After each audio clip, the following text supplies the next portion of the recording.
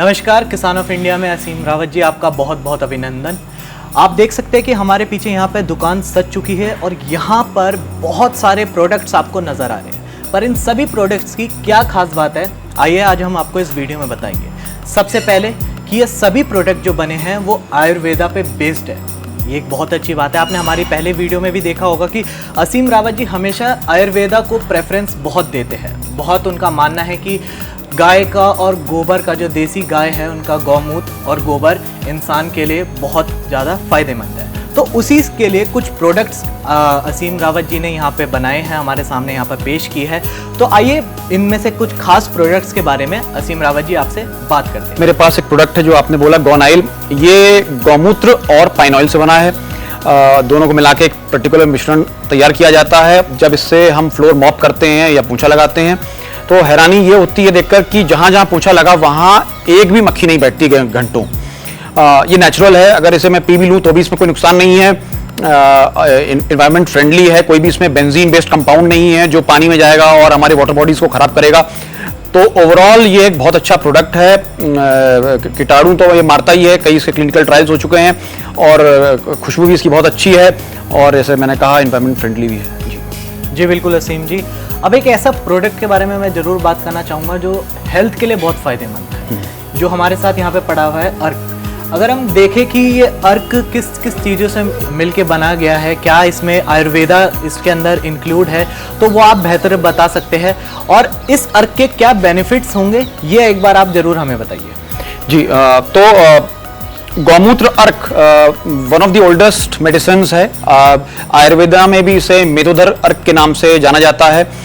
Base वही रहता है गौमूत्र का, उसको कैसे उबालना है, उसकी कैसे अमोनिया हटानी है, फिर कैसे उसको रिफाइन करके आपको यूज़ करना है। मेरा पर्टिकुलर एक्सपीरियंस ये रहा है कि मैं 6 साल से इसको इस्तेमाल कर रहा हूँ और सर्दी खांसी जुकाम ये चीज़ें नहीं हुई मुझे। और ये चीज़ जिन्होंने भी यूज़ की उन्होंने सिमिलर ऑब्जर्वेशन उनकी भी रही।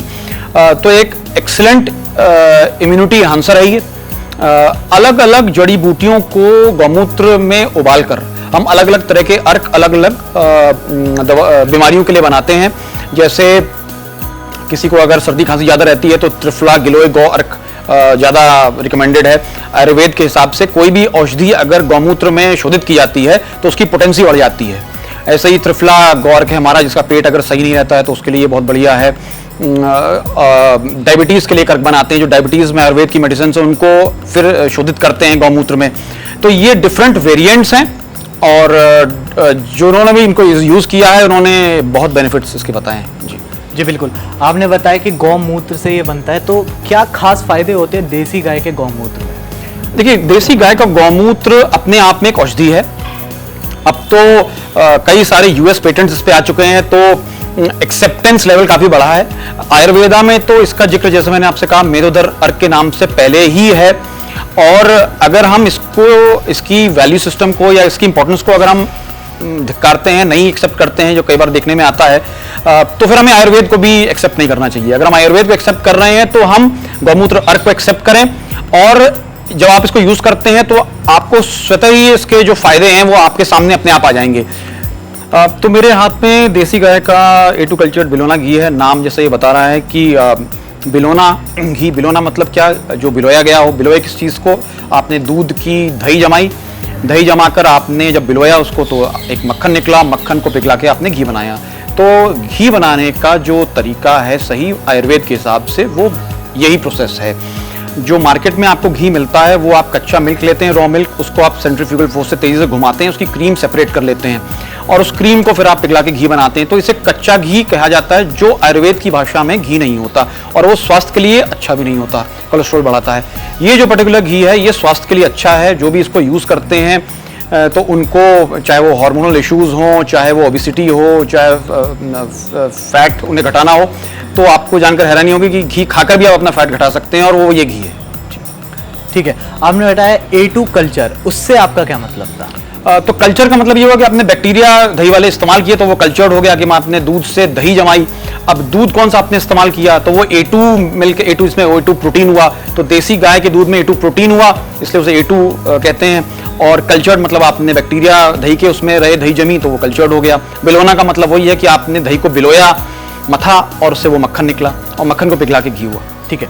असीम जी, जो आपको अभी इस समय सुन रहे हैं और देख रहे हैं, उनको एक बार जरा अंतर बताइए कि जो A2 मिल्क होता है और जो फॉरेनर ब्रीड्स होती है गाय की, उस मिल्क में और देसी गाय की मिल्क में क्या अंतर रहता है? देखिए, अंतर बहुत सारे हैं। जो अभी ट्रेंड है वो एक छोटा सा पार्ट अभी पता चला है कि भाई इसमें A2 नाम का प्रोटीन होता है। तो A2 प्रोटीन बहुत चीज़ों में पाया जाता है। वो बफलो में भी होता है, कैमल मिल्क में भी होता है, हॉर्स में भी होता है, गोट में भी होता है, ह्यूमंस में भी होता है A2 मिल्क। सिर्फ जो HF जर्सी या कुछ यूरोपियन ब्रीड्स हैं उनमें A2 के साथ A1 प्रोटीन भी पाया जाता है। अब ये A1 प्रोटीन पे काफ़ी रिसर्च हो चुकी है। लोगों को जिनको लैक्टोज इंटॉलरेंस होती है या जिनको टाइप 1 डायबिटीज होती है, ये पाया गया है कि जो A2 टाइप मिल्क इस्तेमाल करने लगते हैं उनकी ये जो पर्टिकुलर प्रॉब्लम्स हैं ये धीरे धीरे खत्म होने लगती हैं। तो ये बहुत बड़ा आविष्कार रहा है सेंचुरी का। डॉक्टर कीथ वुडफोर्ड, उन्होंने किताब लिखी devil in the milk. New Zealand के वो एक साइंटिस्ट हैं और उससे इसका प्रचार और तेजी से बढ़ा कि भाई A2 मिल्क शरीर के लिए अच्छा है। अब देसी गाय का दूध जब आप लेते हैं तो A2 तो है ही है, उसमें और भी बहुत सारे गुण होते हैं, जैसे सूर्य केतु नाड़ी होने के, स्वर्ण वाली जो एक पार्ट होता है। दूसरा, इसके मिल्क में जो फैट है उसका जो मेल्टिंग पॉइंट है वो ऐसा होता है कि वो आपके शरीर में जाके नुकसान नहीं करता है। भैंस के दूध में जो फैट होता है वो आपके हार्ट्स में जाकर कोलेस्ट्रॉल जो है बनाता है। तो ये 3 मुख्य मतलब छोटे छोटे फायदे मैंने आपको बताए। बहुत अनगिनत ऐसी चीजें हैं जो देसी गाय के दूध में होती है। देसी गाय का दूध मदर्स मिल्क के बाद सर्वोत्तम होता है। असीम जी, एक प्रोडक्ट के बारे में मैं और बात करना चाहूँगा जो बहुत लोग खाते हैं और अक्सर हमें सलाह भी दी जाती है खाने के लिए, वो है च्यवनप्राश। मैं जब इस च्यवनप्राश के इंग्रेडिएंट्स पढ़ रहा था तो शायद जब शुरुआत करी तो ऐसा लगा कि होंगे 5-10, बट ये 56 इंग्रेडिएंट्स इस च्यवनप्राश के अंदर है। इसके बारे में बताइए और किस तरीके से बनाया जाता है, क्या इसके गुण है, क्या खासियत है? जी, तो एक बहुत अच्छा सवाल है आपका। देखिए, च्यवनप्राश भी एक आयुर्वेद की लगभग सबसे फेमस और सबसे पुरानी जो है औषधि है। और इसकी कहानी ये जाती है कि एक राजा ने जो है च्यवन ऋषि से पूछा कि भाई मैं कैसे लंबा जी सकता हूँ। तो उन्होंने कहा कि भाई मुझे कुछ बनाना पड़ेगा। उन्होंने जब च्यवनप्राश दिया तो ये बताया कि ये खाकर तुम बहुत लंबे समय तक जी सकते हो, और ये सही भी है। तो च्यवनप्राश में जो 55 इंग्रेडिएंट्स बेसिकली जाते हैं उसमें मेजरली आंवला होता है। आंवले के साथ बाकी और जो औषधियाँ होती हैं हमारी, दालचीनी हुई, लौंग हुई, रजत भस्म हुई, धागा मिश्री हुई, शहद हुआ, और इसी तरीके से और जो है अनगिनत जो औषधियाँ हैं इसमें हैं, वो शरीर की इम्यूनिटी सिस्टम को और मजबूत करती हैं। कैच ये है जो आपने पूछा कि भाई क्या वो चीज़ें लोग डाल भी रहे हैं। इतनी सारी औषधियाँ आपने इकट्ठी करी, फिर आपने क्या सही मात्रा में उन्हें कूटा, पीसा और फिर उसको आपने रिफाइन करके डाला। बहुत से लोग 300-400 रुपये किलो च्यवनप्राश बेचते हैं। तो भाई उसमें अगर आप ये करते हैं तो बहुत डिफिकल्ट हो जाता है कि आप उसमें देसी घी नहीं डाल सकते हैं, क्योंकि इसमें मेजर इंग्रेडिएंट घी भी होता है। तो वो कैसे आप इस्तेमाल करेंगे जो है।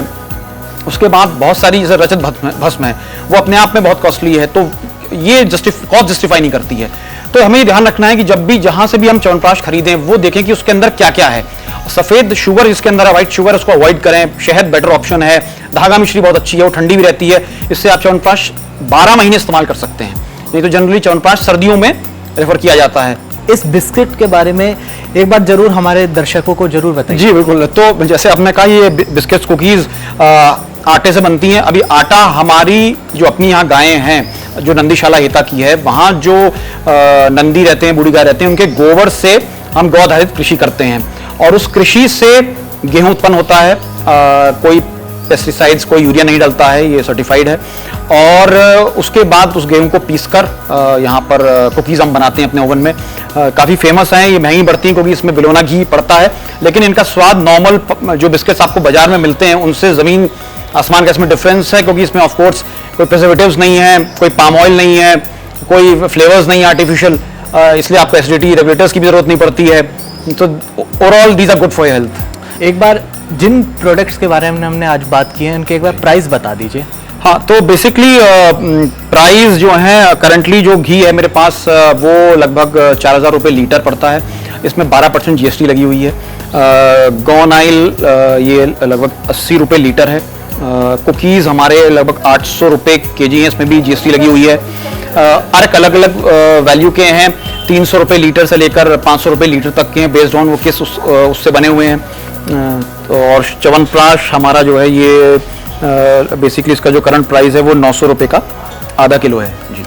और यही नहीं, हेता के यहाँ पे जितने प्रोडक्ट्स है ये भी आधे से भी कम है। हेता आई थिंक 70 से भी ऊपर प्रोडक्ट्स बनाता है और शायद इतनी जगह ही नहीं है कि वो 70 प्रोडक्ट्स हम यहाँ पे दिखा सके, पर अगली बार ज़रूर उन प्रोडक्ट्स को भी हम यहाँ पे लाने की कोशिश करेंगे।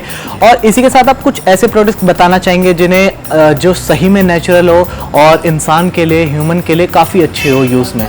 जी सर्टनली, तो ये आई ड्रॉप मेरा फेवरेट प्रोडक्ट है। मैं इसको 6 साल से बना भी रहा हूँ और सुबह उठते ही सबसे पहली चीज़ जो मैं इस्तेमाल करता हूँ एक आई ड्रॉप है। ये गौमूत्र अर्क से बनती है और कुछ चीज़ें मैंने नोट की वो है कि अगर आपके पास 2 नंबर तक का चश्मा है तो ये उसे उतार देता है। अब ये जो क्लेम मैं कर रहा हूँ हो सकता है मेडिकल वर्ल्ड को अटपटा सा लगे, पर ये चीज़ है जो आप ट्राई कर सकते हैं।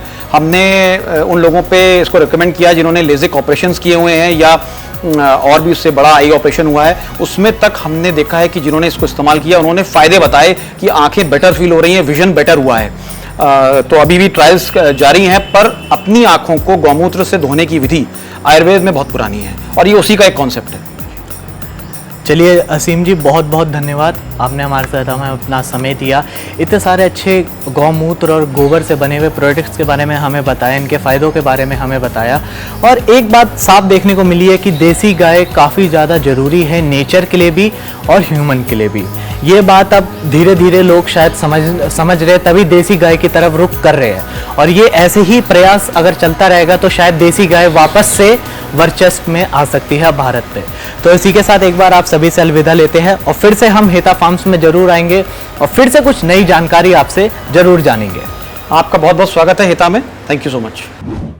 किसान ऑफ इंडिया के YouTube चैनल को सब्सक्राइब करने के लिए नीचे दिया हुआ सब्सक्राइब बटन दबाएं और किसान ऑफ इंडिया से जुड़े सभी अपडेट्स को पाने के लिए बेल आइकन दबाना ना भूलें।